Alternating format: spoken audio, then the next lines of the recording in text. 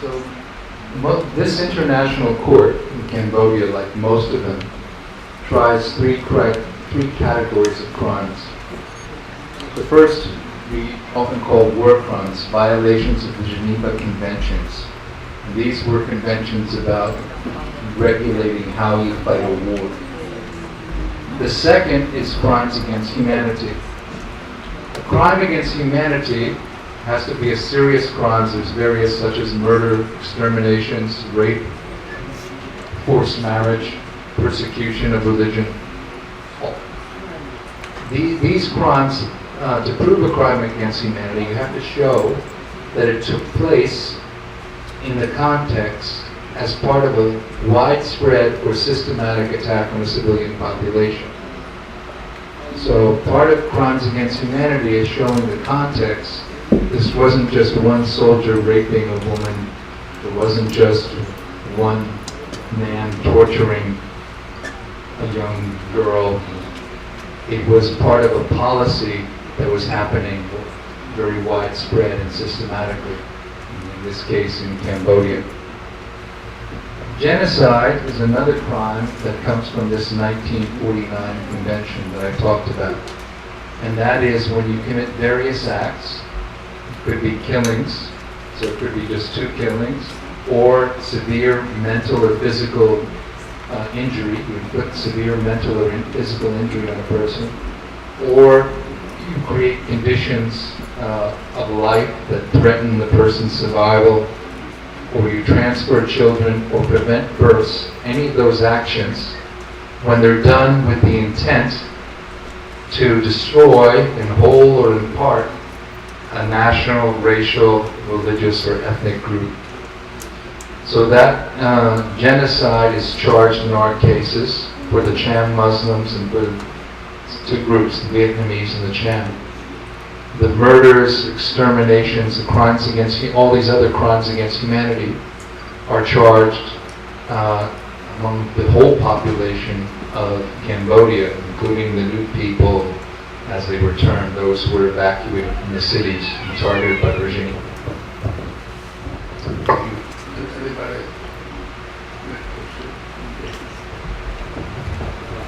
At first, I thank you so much for letting me have the opportunity to speak a little bit. Might be parallel to the court system or not, but I disappointed for so long. The court takes so long, but they never indicted anybody else but those 2-3 of them. One time, I'm not sure because I don't follow the court. I say, hey, that's it. I don't want to listen. I think is Nguyen Chia. He said that Heng Samrin killed one village, 3,000 villagers, and the court listened, blah blah blah blah, write it down, and they never go after that one thing, and they never indicted anybody but those 3 people.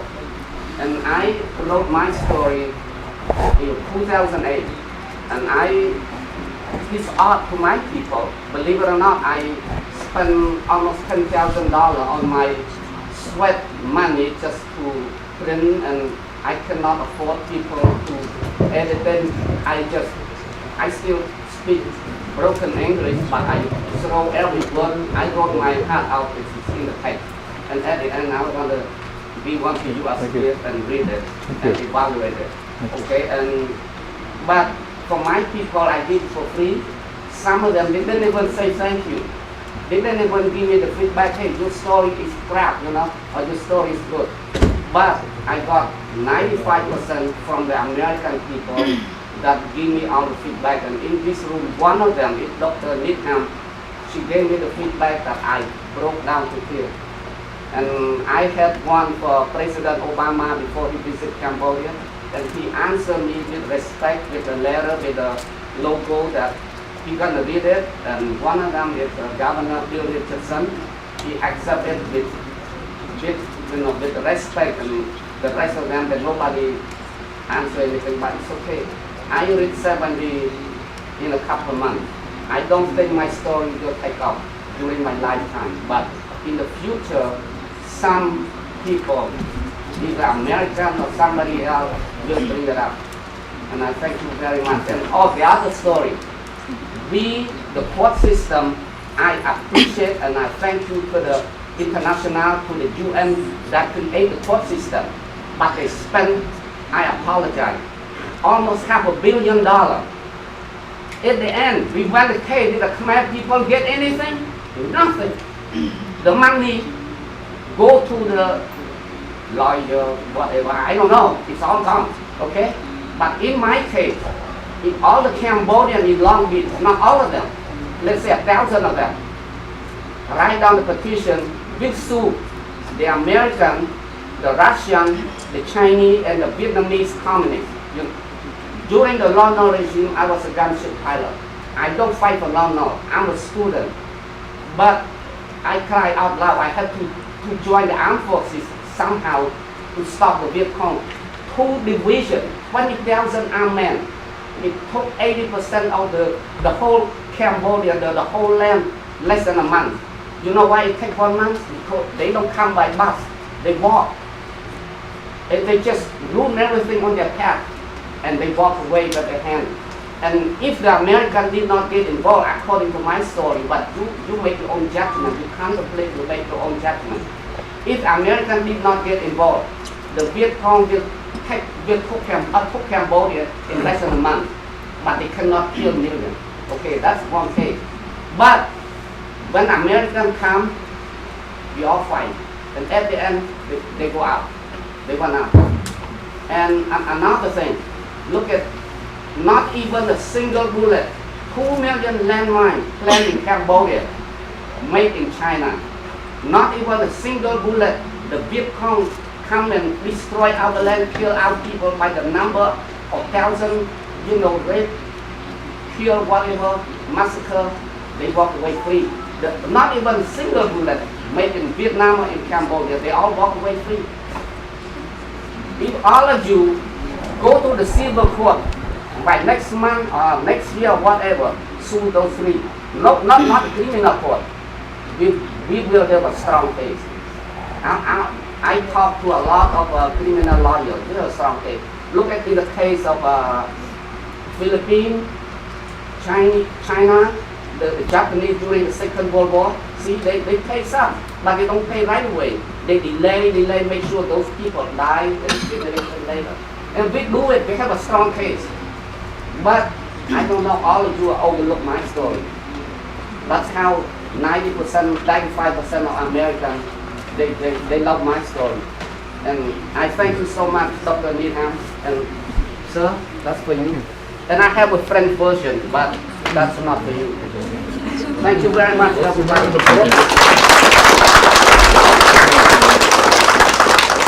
Okay, thank you very much. Your comments are very welcome, and all comments are welcome. I just want to comment on a couple things and make sure everyone's clear. The court indicted so far 5 individuals. There's others that I mentioned under investigation. That was Duik and the 4th in case 2. 2 of them we lost. One in Tarif because of dementia. Ing Sari died before the end of the trial, so there were 5. Now that's a very small number so far. There's no question about it. The agreement again said senior and most responsible, and in many of the international courts, there actually are very, very small numbers of people indicted. So if you look at the International Criminal Court, for example, that court is handling cases around the world. It started in 2002, so 4 years before the ECCC. Its budget is about 5 times the ECCC. So far to date, it's been about $200 million, just over $200 million spent on the ECCC. That's a lot of money, but foreign aid to Cambodia is over $500 million a year all these years, 20 years or so. The International Criminal Court, which many of you have heard of, to date, they've convicted 2 people. So actually 1 less than the ECCC, despite having 4 more years and 5 times the budget. Other courts also indict a limited number of people. In the Sierra Leone court, many people, I think it was a very good success. only 13 were indicted. The court operated for 10 years. 13 people were indicted. 4 died before they could be put on trial. So that court ended up only trying 9 people. So this is, unfortunately, this is one of the international justice is very expensive and it's slow. As I said, at this point the question is, what do we do now? So thank you very much for those comments and for your book.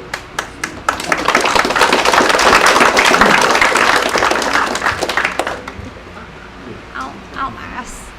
I'm Sarah Column with United Cambodian Community. I really appreciate Mr. Kunjian for sharing the information with us today. The day of the judgment, I know that we at UCC have mixed reaction when we ask people, and certainly little too late and enough and not enough are those that are concerned. What we do at UCC is the service, the hoping, the closure in supporting. And in many of them that feel the bitterness, at your presentation at the judgment, did you feel or was there remorse being expressed within the court during the judgment time? Remorse? Yes. Did Nunchi and Kyu Sampan? Was there any expression of remorse? No, definitely not. Just so you all know, they've been fairly consistent throughout the trial. With the microphone?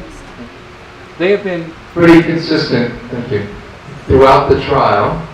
Kyu Sampan has always taken the position that I had no power. I didn't know people were being killed. No one told me, and I was just a figurehead. I didn't have any real power. That's been his consistent response. Some of the civil parties have challenged him, and there's a video on our website where one in particular asked about his father, who Kyu Sampan knew. And Kyu Sampan said, yes, I did know your father, and he did send me a letter, but I didn't know about him being killed. Nunchia has taken a little different approach. He doesn't deny that he was powerful. He was too, although he claims that no one called him brother number 2, although everyone else says that he was called brother number 2. But Nunchia says, these killings weren't done by the Khmer Rouge. These were done by our enemies. This was not our policy. This must have been Vietnamese agents and enemies of our regime, capitalists, and that did the killing, because it wasn't our policy. So they have had 2 different approaches. Nunchia did say one time during the civil party, when civil parties were testifying, that he accepted moral responsibility, but not legal responsibility. That's what he said. Close enough.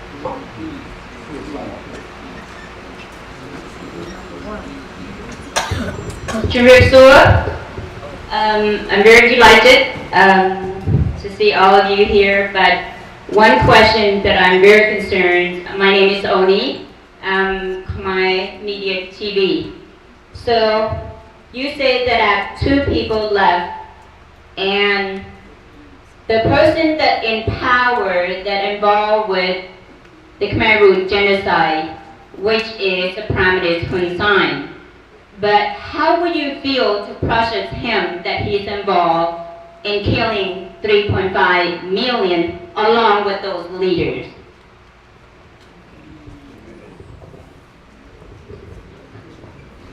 The experts that investigated the case and that advised the court, as you know, Hun Sen and some of the other top leaders of the current government left Cambodia. They fled Cambodia in 1977. And this court, is trying only the very top, those most senior and most responsible. So the decision was made long before I got there. I mean, all of the indictments were written, or the prosecutor's submissions to investigating judges, years before I arrived. But based on the evidence that they had, all of the evidence, they selected the people that they thought were most responsible.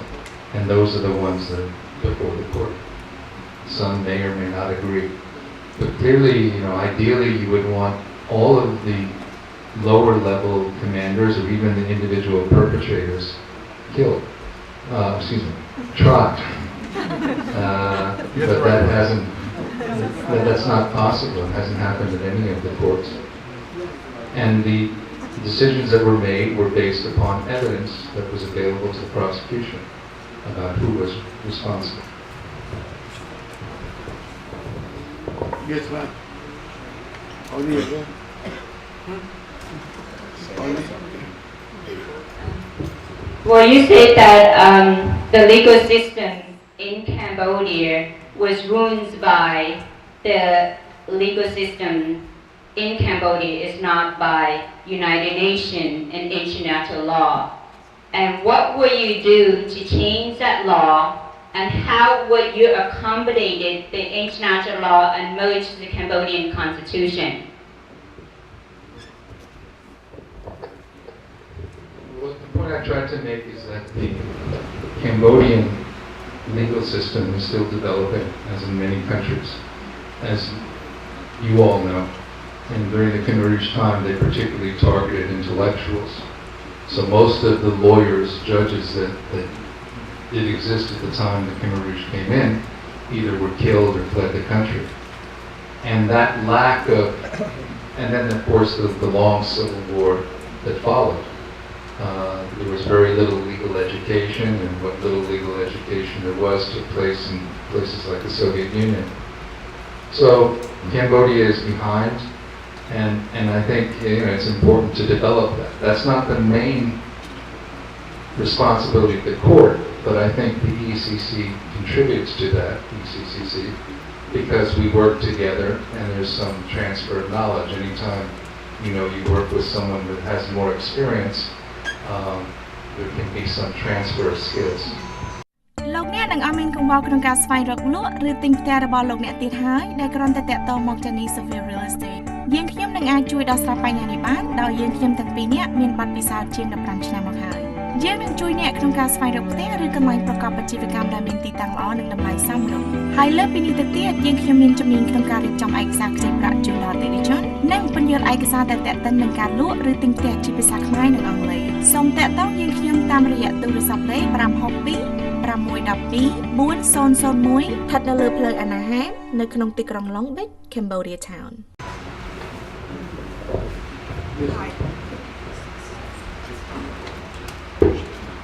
Hi, my name is Monica Khan, and I wanted to ask, in your experience, are there people who are reluctant to testify even now during your process, and if so, why?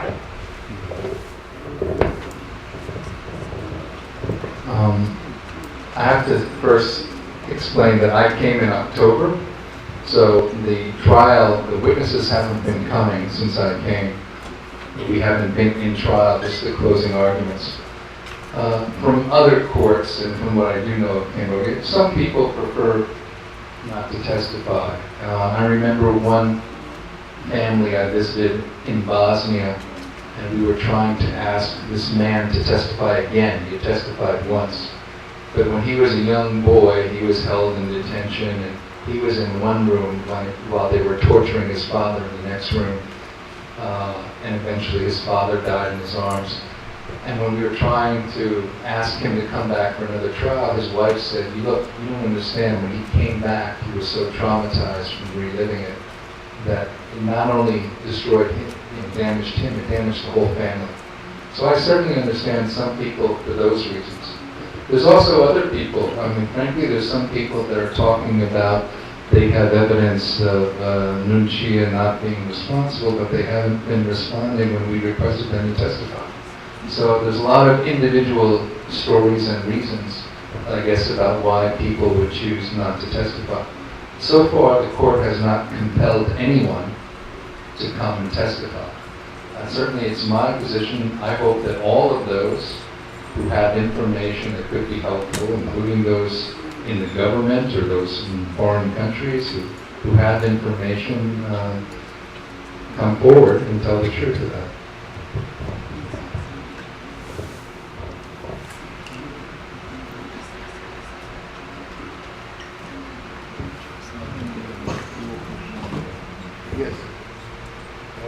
I have a few questions.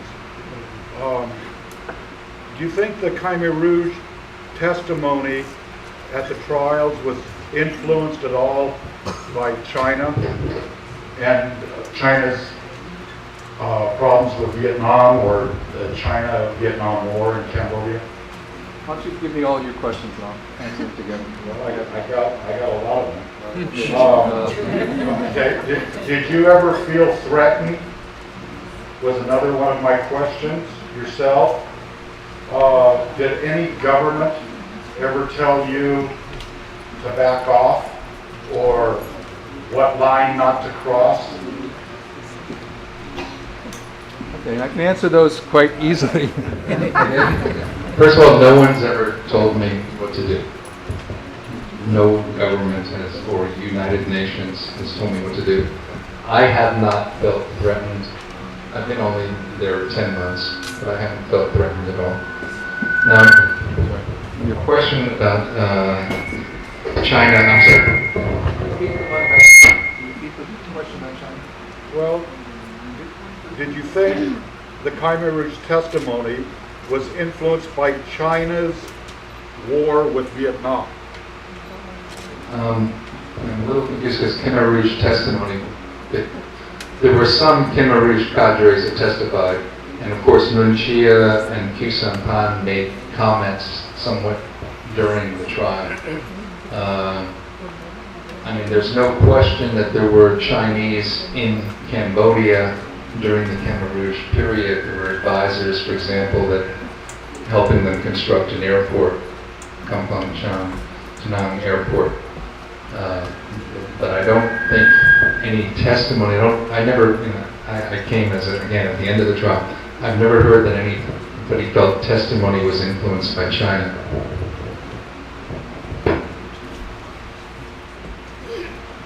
I'm going to hand it up. I'm handing the microphone. Yes, doctor.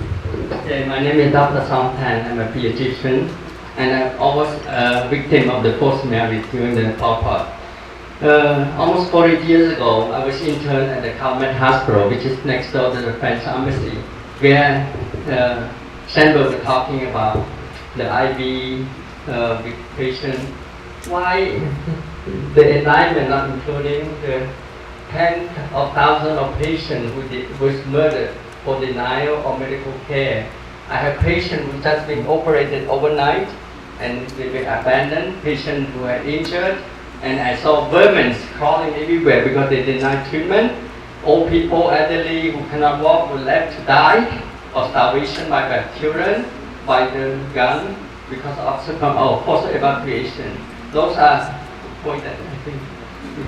That is part of the indictment and part of the judgment. They do talk about the denial of medical care. They talk exactly, even in the summary of the judgment that the judges read in public on the 7th of August, they talked about that, about people being pushed out of the city with force from the hospitals, sometimes still with IVs in their arms, sometimes people crawling because they were unable to walk, pregnant women giving birth along the way. And the 17th of April was, everyone knows, in Cambodia, so hot and horrible conditions, no water.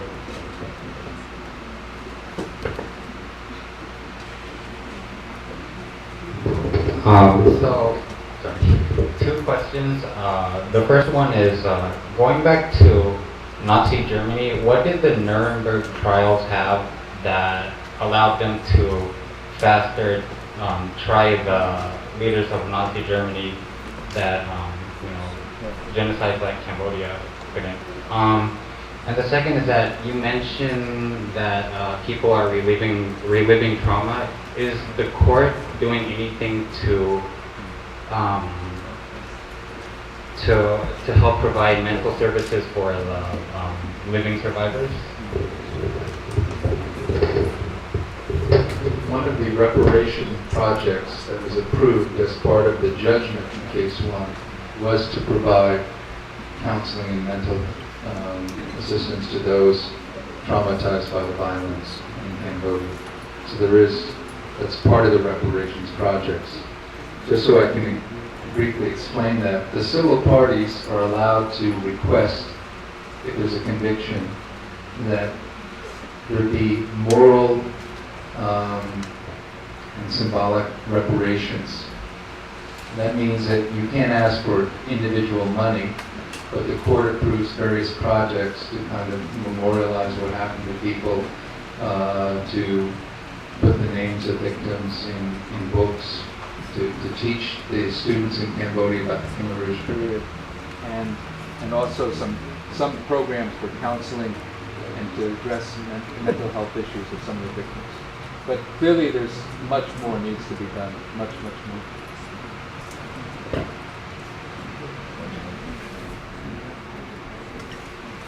So let me ask a question. Sure. How credible, because what we hear This microphone's not. hold it close. This microphone It's not as good as the one on ECC. I apologize for technical difficulties.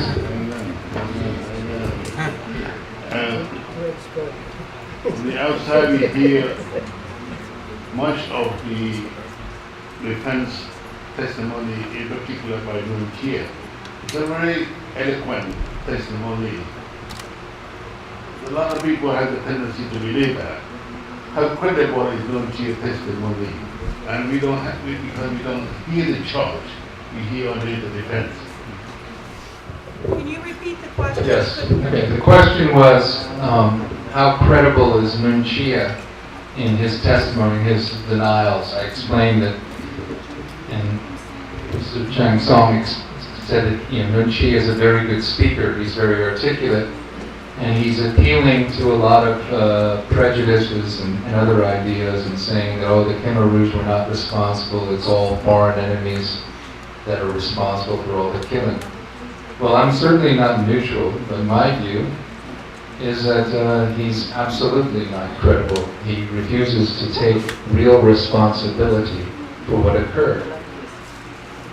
In some of his interviews with Tet San Bat in the movie that was made, Enemy of the People, I think it was called, you hear Noon Chia talking about, oh, we had to kill these people because, the individual doesn't matter. That was part of the problem of the whole regime. And they talk about, oh, they were killing enemies and those that were trying to subvert the party. But in S21, if you go there and in security centers around the country, there were children being killed also. There were women being tortured. Many of those who were arrested, it was for ridiculous reasons. One of the confessions where they tortured a woman from one of the hospitals. You torture people, eventually they'll tell you whatever you want. They had her write in the confession that she was working for the CIA and the KGB, and she was defecating in the hospital at strategic locations to sabotage the Khmer Rouge regime. That kind of ridiculous story, and then of course they killed her after that. So, these, in my view, are absolutely not credible. The regime was paranoid, it was intent on preserving their own power and spreading their own paranoid ideas. The killings of 1.5, 2 million, whatever figure you want to use for those in Cambodia, could never be justified by their excuses. Yes, sir. So I'm going to ask this again because I had two questions.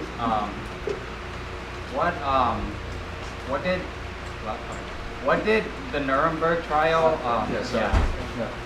That's, I didn't mean to Miss that question, but maybe it was smart. It's very difficult. That's a very good question, and many have asked it. The Nuremberg trials, they finished in about 1 year, a little over a year, I believe. And it was 20 of the top leaders of Nazi Germany tried in one case. What I've read about the Nuremberg trials is they didn't use perhaps as rigorous a standard of evidence as we use. The evidence of the Nazi crimes, they were fortunate that a lot of it was in documents. They could prove a lot of their case just by showing the orders that were sent about the killings and the crimes that occurred. In most of the other international courts, we haven't had that luxury that you actually have a written order for the killings. So, and also the judgments are much more detailed now. Even this judgment in case 2 was 600 pages. The judgment in the Charles Taylor case was 2,500 pages. If you read the Nuremberg judgments, they're much shorter. But it's a good point you make.